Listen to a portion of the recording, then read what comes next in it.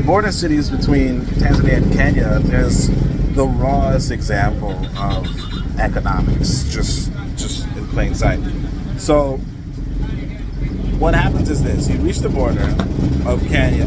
You reach, like, let's say Tanga, right? I don't remember the other city, but you reach Tanga, and there are people with stacks of money, and they're saying, "Hey, look, I'll change." Well, let's say stacks of Kenyan money, right? Because you're on your way to Kenya, and they say, "I will change your Tanzanian shillings to Kenyan shillings."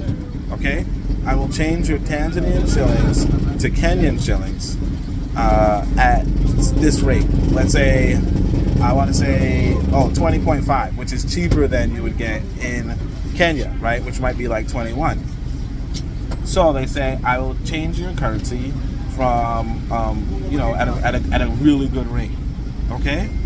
And then when you're on your way back to, or when the other passengers are on their way back to Tanzania, right? They arrive at Tanga again, and they say, okay, we'll change your currency at a rate of 22. Okay? We'll change, at a rate of 22 to 1. And so they have these stacks of Tanzanian shillings that they probably just got from the bus before. And they just do this in repeat, and I'm not going to do the math. Let's just pretend they get 10% profit, just like that. Whatever they exchange for the day, they get 10%. And it's just the basic principle of not only buy low and sell high, right? But the law of gain, right? Which is buy from the dearest market and sell in the I don't remember the verbiage, but I wrote it in my books. You guys check them out. But the point is that they, like, what do you need? They identify your needs, and they identify their wants, and then there's an exchange. Okay, they know that you need Kenyan shillings when you're in Kenya, and they know that you need Tanzanian shillings when you're in Tanzania, and just in identifying that, they make an exchange where they do nothing except for stay in the except for identifying their market, or the market desires of their clientele, and effectively doing a trade, an exchange in that moment, and so again, this is a business that will not work outside of a border state, right? Will not even work in that border state, except for the fact that they go onto the bus rest stop. They go to the rest stop of the bus, and then they do an exchange. It's really straightforward. It's really straightforward and it's just one of the best demonstrations of economics, of the law of gain, and how realistically anybody can make money anywhere. It's just a matter of where are you positioning yourself, right, to do this sort of change. Because if you're doing that, like right here, right now I'm in the middle of Dar es Salaam, right?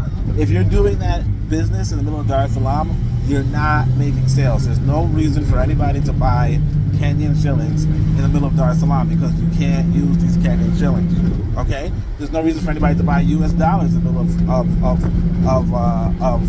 or, like, for instance, think of it like if you're in the middle of America. There's no reason for you to buy Tanzanian shillings in the middle of America. Now, that's not to say that nobody would, right? It's just a matter of you're probably not going to get that much traffic. However, if there's a bus of, let's say, 30 people, right, a good, maybe 15 of them are going to say, yeah, that's a good rate, that's a good exchange, here I go.